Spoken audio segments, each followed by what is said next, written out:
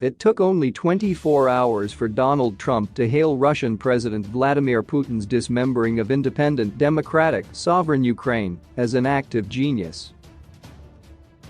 The former president often accuses his enemies falsely of treason, but his own giddy rush to side with a foreign leader who is proving to be an enemy of the United States and the West is shocking even by Trump's self-serving standards.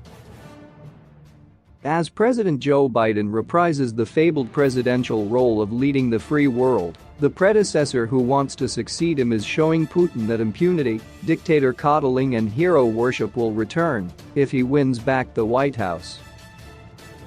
Trump's remarks on a conservative radio show on Tuesday will not only find a warm welcome in the Kremlin, they also will concern allies standing alongside the US against Russia, who fear for NATO's future if Trump returns.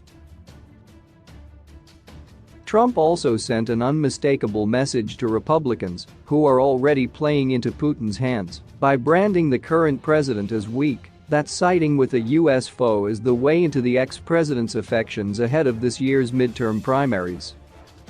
Trump didn't take long to make sure Putin knew he approved of his movement of troops into parts of eastern Ukraine, knowing that his comments would be picked up and beamed around the world.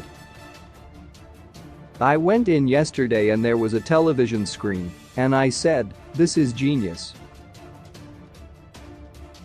Putin declares a big portion of Ukraine, Putin declares it as independent. "Oh, that's wonderful," Trump said in an interview on the Clay Travis and Buck Sexton show. The ex-president added, "So Putin is now saying, it's independent, a large section of Ukraine." "I said, how smart is that? And he's going to go in and be a peacekeeper. That's the strongest peace force," Trump said. "We could use that on our southern border. That's the strongest peace force I've ever seen." Here's a guy who's very savvy. I know him very well. Very well. Trump was referring to Putin's declaration on Monday that he would regard two rebel regions of eastern Ukraine, where he has been fostering separatism, as independent and his order for Russian troops, which Putin misleadingly called peacekeeping forces, to reinforce the enclaves. The move was a flagrant violation of international law, was resonant of the tyrannical territorial aggrandizement of the 1930s that led to World War II and was, as Biden said on Tuesday, tantamount to the beginning of a Russian invasion. In effect, the ex-president is trying to undermine US foreign policy as the current president tries to stop a war that could kill thousands of people and threaten the post-Cold War peace. But it's unsurprising Trump would praise anything Putin does, given his genuflecting to the Russian leader while in office. Given that he tried to stage a coup that would have destroyed US democracy, it's hardly shocking either that he's not fretting at the loss of Ukrainian freedom. Trump once stood side by side with Putin at a Helsinki summit and trashed US intelligence agencies that said Moscow had interfered in the 2016 election to help him. And Trump tainted Ukrainian democracy himself, seeking to extort President Volodymyr Zelensky into announcing an investigation into his then Democratic rival, Biden, an abuse of power that earned him the first of his historic 2 impeachments. More than the average Trump controversy. In the hierarchy of vital news stories on Tuesday, the ex-president's boastful ramblings pale in significance to the alarming events in Eastern Europe. But his comments amounted to more than the normal carnival barking and prioritizing of personal obsessions over national interests for which Trump is known. No other living former president would dream of, let alone get away with, lionizing a Russian leader who may soon be waging the biggest war in Europe since World War II, after declaring on Monday that Ukraine has no right to exist. But Trump's status as the likely favorite for the Republican nomination in 2024 and the possibility that he could return to power takes his latest crowing over Putin's gangsterism to a new level. He's sending the promise of future favors and approval of Putin's illegal land seizures, which suggest he would do little to reverse them as president. Trump's latest idolization of Putin is likely to widen the growing divide in the GOP between traditional hawks, who have sometimes praised Biden for standing up to the Russian leader, and pro-Trump lawmakers and conservative media stars like Tucker Carlson, who have sided with Putin.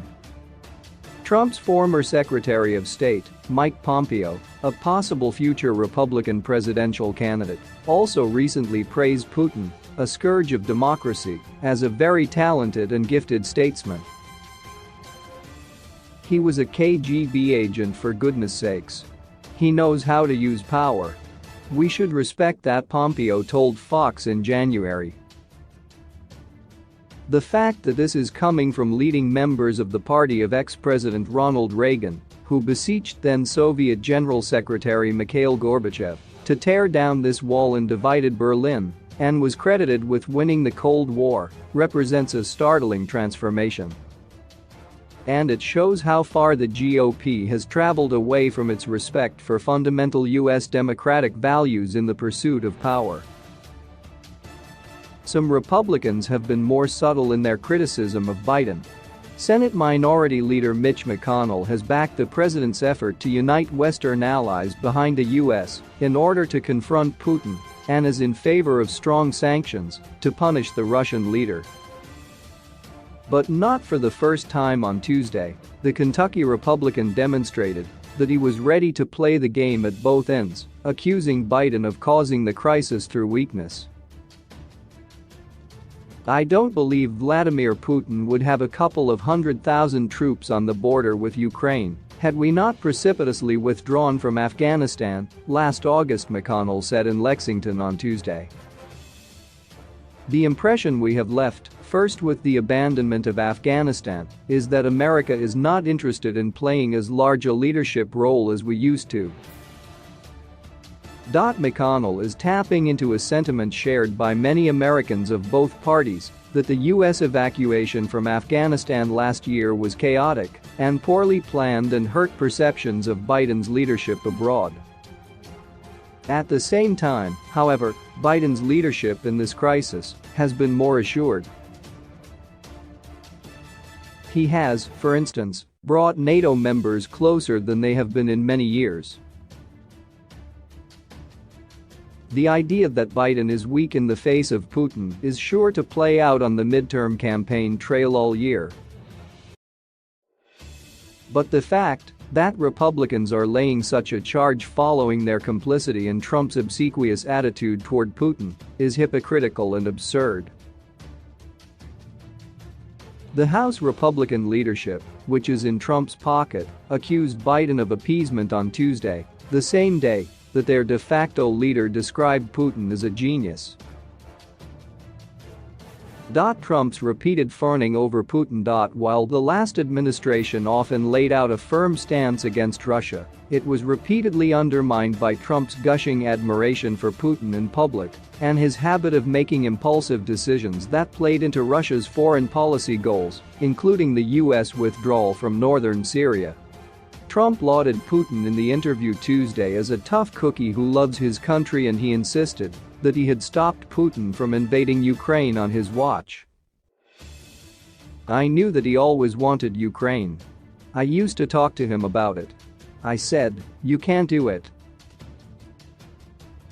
You're not going to do it. But I could see that he wanted it," the former president said. In reality, Trump suggested during his 2016 campaign that Russia could keep Crimea, another Ukrainian territory which Putin had annexed in 2014. "The people of Crimea, from what I've heard, would rather be with Russia than where they were," Trump said, parroting a Kremlin talking point. The idea that Trump's toughness prevented Putin from invading Ukraine is undermined not only by his chummy exchanges with a leader who imprisoned opponents and presides over a country where journalists are often killed. One of the goals of Putin's pressure on Ukraine, as he has made repeatedly clear, is to drive NATO back to its boundaries at the end of the Cold War and to divide the Western alliance. With Trump in power, the Russian leader didn't need to bother with the latter goal, since his counterpart in the White House frequently berated transatlantic allies and cozied up to US enemies. And it's not as if Putin let up on America when Trump was in power. Cyberattacks emanating from Russian soil also took place throughout the Trump presidency, including the SolarWinds operation that breached US federal agencies. Supposed respect for the US didn't stop Russian agents from using a biological weapon on British soil to poison a defector, according to the UK government. There are multiple documented instances of Trump being soft on Putin.